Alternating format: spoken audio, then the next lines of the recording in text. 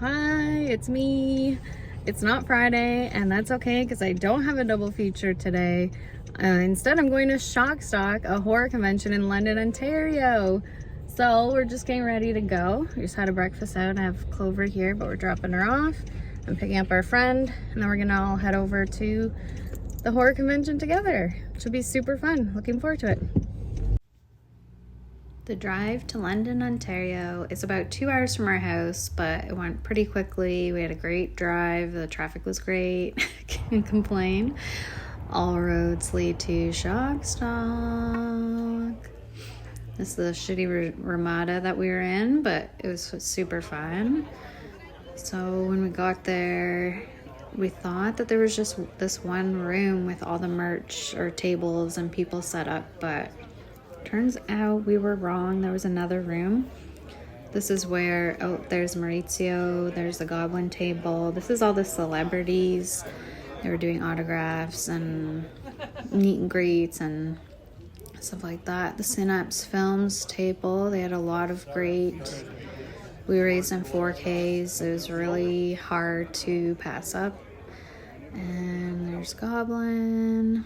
We had lunch at the little bar in the Ramada, which was fun. They only were doing meals for the event. And they were playing Friday the 13th, part 3. And there were some people outside having fun, making a commercial or something like that about an energy drink. It was a little weird. I don't really know what was happening, but, looked like a lot of fun. They're from Windsor, Ontario. It's just the sort of layout and the exhibitors and Jason Voorhees walking through. And this was the Q&A with Cynthia Monreale and Mauricio from Goblin. It was the best. They were so good. Super chill. We were sitting right in the front row, basically, and yeah, it was really nice to hear them talk about their experience working with, Lucio Fulci and just on films in general, and yeah. And this is the Vinegar Syndrome table. So this was the second room with people, merch tables, exhibitors, stuff set up, and some posters, all kinds of fun stuff. People seem, like I said, people seem super chill and just having a great time. And we had an early dinner at Los Lobos in downtown London, which is a really good Mexican restaurant. It was super busy, and I forgot to take a picture of the food, but the food was amazing. Our little drive home through the country.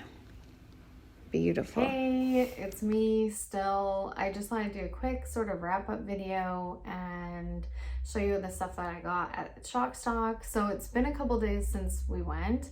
I think I just needed a couple days to process. I had a great time. I didn't know what to expect since I had never been to Shockstock before, but it was super low-key but really intimate, and I really enjoyed it. As someone who is sort of crowd averse, I can get a little bit tense and overwhelmed, or easily overwhelmed in these sort of situations, but honestly it was like the perfect amount of people. It was so fun. Everyone seemed to be having a great time.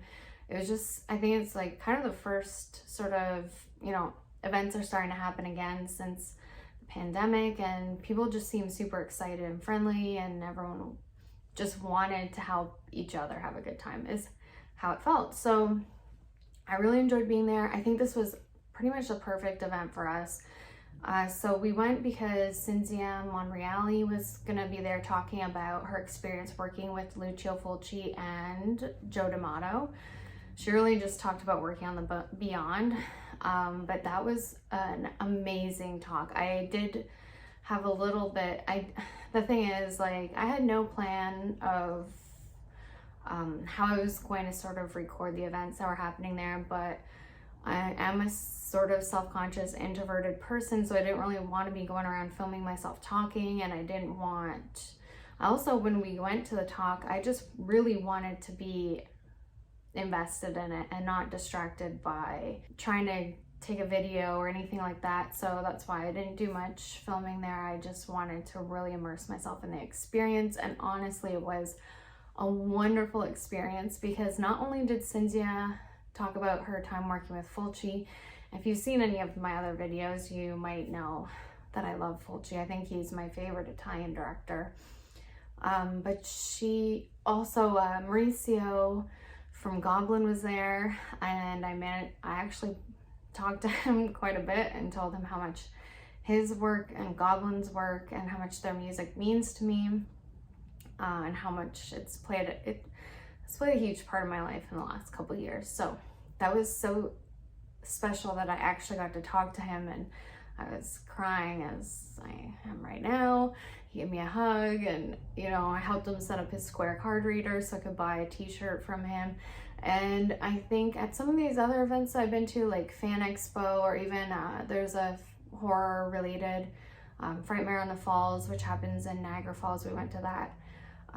Those events are fun, but they're at such a level that you wouldn't get to tell a member of Goblin, you know, how much they mean to you or whatever. And he was just manning his merch table by himself. I definitely didn't think that he was a member of Goblin when I bought, you know, when I first started talking to him. But yeah, so the talk was amazing. It was just so good.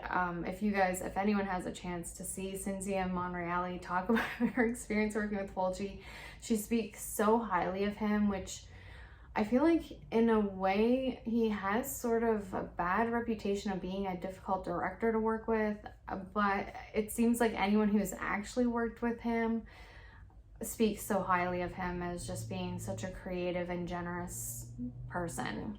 She also worked, she was in Warriors of the Year 2072 and a Western, which I don't remember the name of, but directed by Fulci. And then she was also in Beyond the Darkness with Joe D'Amato, which we ended up watching before we went to Shock Stock, and that is a weird fucking movie. But okay, so let me get in. If you live in Ontario, in Southern Ontario, and you have a chance to go, I guess they do Shock Stock twice a year.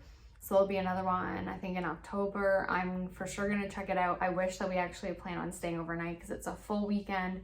And I guess it is more focused around the party. So they have like a Friday night, I think it's Saturday night is like the big like dance party. And that would have been really fun to go to. I just, like I said, I didn't know what to expect. So I didn't want to commit a lot of time, and we didn't want to, you know, book a night away or whatever, but I definitely regretted it after. So I think next time, depending on who the guests are and how, you know, I'm feeling, I think we might stay overnight. I think it'd be really fun. So there were tons of vendors set up, as you might have seen in my little montage video. Vinegar Syndrome had a table there, Synapse Films, Troma. There's another small distribution company called Black Fawn, I think.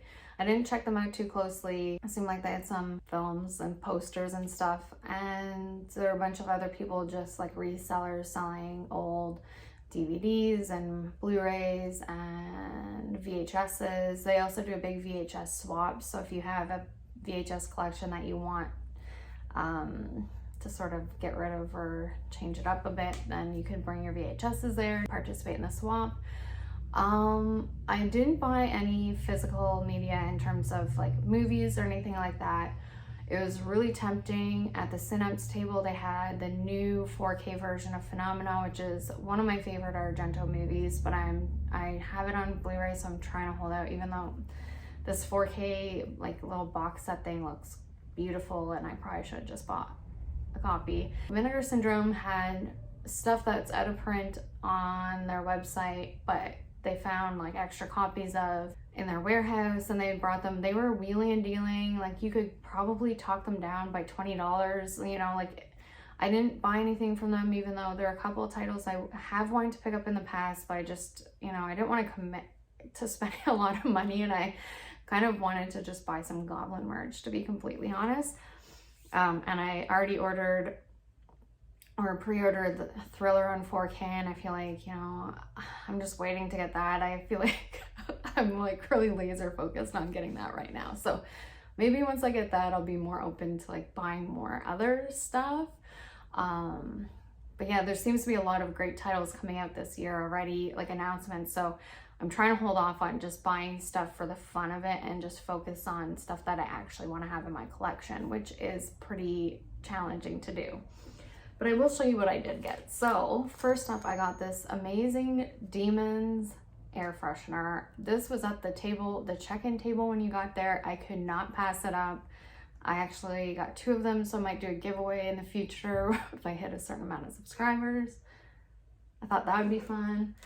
I know those dogs are barking. I got at the Goblin table from Maurizio Guarini this live concert DVD, which I thought, I don't know, I really wanted to check it out. I've already watched it and it was great. Of course, it's amazing. And also from the Goblin table, sorry, Clover's there. I got this Profondo Rosso concert tee. I love this t-shirt. I have been wearing it a lot. It is super comfortable. It's probably the best t-shirt. It's just like a really comfortable lighter cotton. And also the thing that I don't like about some of these sort of graphic t-shirts that I bought from Creeperama or whatever, the decal, like it's too much. It takes up too much of the shirt and it's makes it so it's really not that comfortable for me to wear. This one's like the perfect amount of silk screening or whatever you want to call it. So I love this t-shirt, and the fact that I got to buy it from a Goblin in person is way better than, you know, ordering it online and getting it in the mail, and it's the best, greatest experience of my life so far. And then last up I got, so there's this sort of local coffee roaster who does horror themed flavored coffees. They also have regular non-flavored coffees, but I always, for fun, I love coffee, and sometimes I like to mix it up with a flavored coffee just for the fun of it. I'm not into like syrups and lattes and all this stuff, but I do like just a black coffee that has a flavor. And so the company's called Deadly Grounds, and they had a table there. They're always at horror events, and I'm always happy to see them. But I got 3 different kinds of coffee. So first up is the Shock Stock Lives, the blend that they made just for the show, and it's a dark, wild and greasy blend, chocolate and caramel flavored. So I did try this at the show. It was pretty good. And then I also got coconut scream pie. It's kind of unfortunate they use this dark purple for the text, but anyways, it's obviously coconut cream pie flavored, and roadkill, which is like a Rocky Road marshmallow, hazelnut, and chocolate flavored.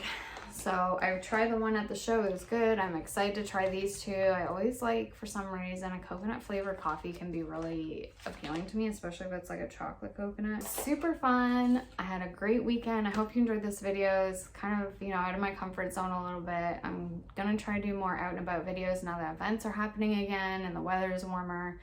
I live in Canada where it's freezing cold for, you know, it feels like 60% of the year.